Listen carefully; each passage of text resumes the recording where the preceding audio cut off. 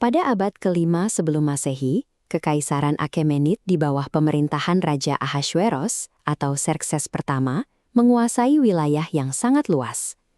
Kekuasaan ini membentang dari India di ufuk timur hingga ke batas daratan Ethiopia di barat, dikendalikan dari pilar-pilar megah istana musim dingin di Susan. Di dalam batas-batas kekaisaran ini, orang-orang Yahudi pasca pembuangan hidup sebagai kelompok minoritas yang tersebar. Kehidupan mereka sepenuhnya bergantung pada sistem hukum Persia yang kaku dan kekuatan militer yang tidak tertandingi. Jika Anda membuka lembaran kitab ini, Anda akan menemukan sesuatu yang mengejutkan. Di seluruh teks kitab Ester, kata Tuhan atau nama ilahi lainnya sama sekali tidak pernah muncul. Tidak ada laut yang terbelah untuk pelarian umat di Susan, tidak ada tiang api yang memandu mereka di malam hari, dan tidak ada nabi yang meneriakkan firman penghakiman dari langit. Keheningan naratif ini memperkenalkan konsep providensia, sebuah keyakinan bahwa kedaulatan ilahi tetap bekerja secara mutlak melalui peristiwa sehari-hari, bahkan ketika tangan Tuhan tidak terlihat secara dramatis. Arkeolog Prancis yang menggali situs Susan menemukan bukti nyata bahwa narasi ini berakar pada sejarah. Tata letak balai audiensi raksasa atau Apadana, serta pelataran istana yang ditemukan dalam penggalian sangat selaras dengan deskripsi yang tertulis di dalam teks. Detail protokol istana pun terkonfirmasi oleh temuan sejarah. Siapapun yang berani mendekati raja tanpa dipanggil akan langsung dieksekusi mati, kecuali sang penguasa mengulurkan tongkat emasnya sebagai tanda pengampunan. Akurasi teknis seperti ini menunjukkan bahwa penulis catatan ini memiliki akses langsung ke arsip kerajaan atau merupakan saksi mata di lokasi kejadian. Hal ini memberikan kredibilitas pada klaim teologis yang tersembunyi di balik narasinya. Meskipun nama Allah absen di permukaan teks, tradisi para ahli Taurat Yahudi mencatat adanya teknik sastra yang sengaja disisipkan untuk memberikan sinyal kehadiran ilahi. Pada momen-momen kritis, seperti saat Ester mempersiapkan perjamuan, huruf-huruf awal dari kata-kata Ibrani yang berurutan membentuk akrostik. Jika digabungkan, mereka mengeja Y, H, V, H, atau tetragramaton, nama suci Allah. Teknik ini berkaitan erat dengan teologi Hester Panim, atau penyembunyian wajah. Ini mengajarkan bahwa pada saat krisis tergelap sekalipun, Sang Pencipta tetap hadir dan menuntun jalannya sejarah manusia melalui penyamaran.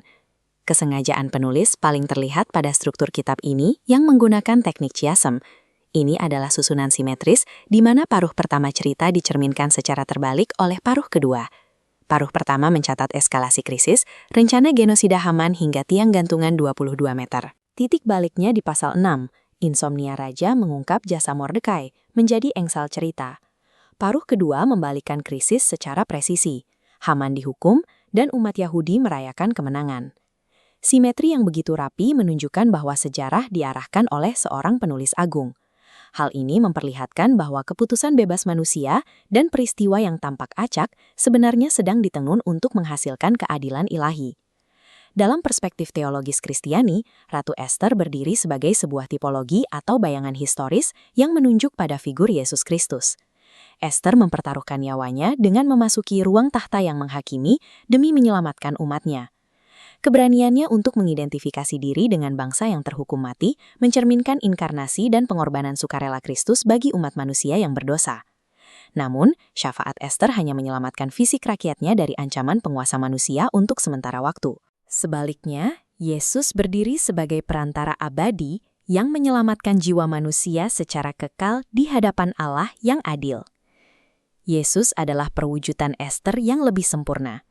Melalui kematian dan kebangkitannya pada hari ketiga, ia mengeksekusi pembalikan nasib terbesar dalam sejarah semesta, di mana maut akhirnya dikalahkan oleh kehidupan. Makna dari sejarah ini memuncak dalam peringatan Mordekai kepada Ester. Ia menegaskan bahwa posisi Ester di istana bukanlah untuk kenyamanan pribadi, melainkan sebuah kairos atau waktu Tuhan yang spesifik. Nama Hari Raya Purim sendiri diambil dari kata Persia pur yang berarti undi. Meskipun musuh mengandalkan undian untuk menentukan hari pembantaian, sejarah membuktikan bahwa Tuhan adalah penguasa mutlak atas setiap probabilitas dan nasib manusia.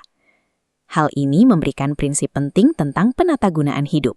Karir yang Anda miliki, posisi sosial Anda, serta talenta Anda saat ini adalah penempatan strategis yang dipercayakan Tuhan agar Anda menjadi instrumennya di tengah dunia sekuler.